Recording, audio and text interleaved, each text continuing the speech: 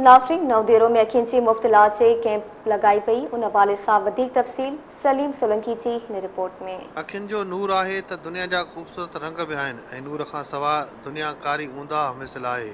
नवदेरो में सिगा पारां इंजीनियर ज़ाहिद कटबर जी यादि में 21वीं मुफ़्त अखियुनि जी कैंप लॻाई वई, जंहिंमें अखियुनि जे माहिर डॉक्टर ताह ऐं डॉक्टर मोहम्मद ख़ान शेख 200 मरीज़नि जा ऑपरेशन करे लेंस लॻाए ऊंदाही ज़िंदगीअ में रोशनी ऐं रंग भरे छॾिया। कैंप ते मौजूदु डॉक्टरनि, ऑर्गेनाइज़रनि, महिमाननि ऐं इलाज लाइ आयल मरीज़नि धरती टीवी सां ॻाल्हाईंदे चयो त गवर्नमेंट कमु सही तरीक़े खां करे त पोइ हेॾी रश छो हुजे हा। उन्हनि जूं कमियूं कोताहियूं आहिनि। हिन इलाइक़े जा माण्हू अॼु जेको आहे उन्हनि खे नूर मिलंदो ऐं सिगा जी बि वॾी महिरबानी आहे। जे सिगा जा दोस्त एॾी महिनत करे पंहिंजो टाइम कढी वक़्तु कढी ऐं हमेशह ख़िदमतूं कंदा।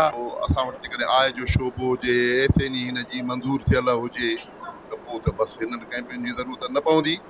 सिगा उहा जेका आहे ऑर्गेनाइज़ेशन आहे जेका तालीम जे हवाले सां, सिहत जे हवाले सां, स्पेशली मतिलबु जेके ग़रीब मिसकिन ऐं मुस्तहक माण्हू आहिनि, एजड माण्हू आहिनि, ख़ासि करे उन्हनि माण्हुनि खे जेको आहे हीअ सहूलियत फराहम कंदी आहे। यहाँ पे मुस्तकिल मिजाजी पे ऐसा काम होना चाहिए जिसमें हज़ारों लाखों लोगों को फ़ायदा हो, और ये काम जो हम साल में एक दफ़ा करते हैं ये कम से कम हर महीने होना चाहिए। तो यहाँ पे फेको के जरिए हम ऑपरेशन कर रहे हैं जो इस वक्त जदीद तरीन तरीक़ेकार है। तो ये सिस्टम जो है ना, इसको किसी तरह रेगुलर बेसिस पे किया जाए तो यहाँ तमाम लोगों को फ़ायदा हो। नूर आहे या बुकी भी कम जी आहे या दिल भी कम जी आहे। शहीदनि जे वारसनि खे अर्ज़ा 3 सालनि लाइ इमरजेंसी बुनियादनि ते कुझु ख़ासि बजट रखी सिंध मां नाबीने जे ख़िलाफ़ जिहाद करणु खपे। हिकिड़ो ग़रीब नथो पंहिंजे सिलरा नथो करे, हिन महिल हेॾी थिए थो कंदो न पंहिंजो। अलाह उन्हनि खे वधाए कहीं ग़रीब जी मदद कनि।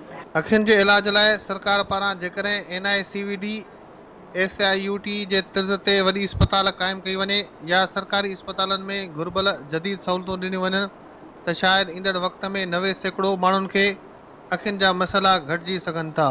कैमरा टीम सां गॾु सलीम सोलंकी, धरती टीवी, नवदेरो।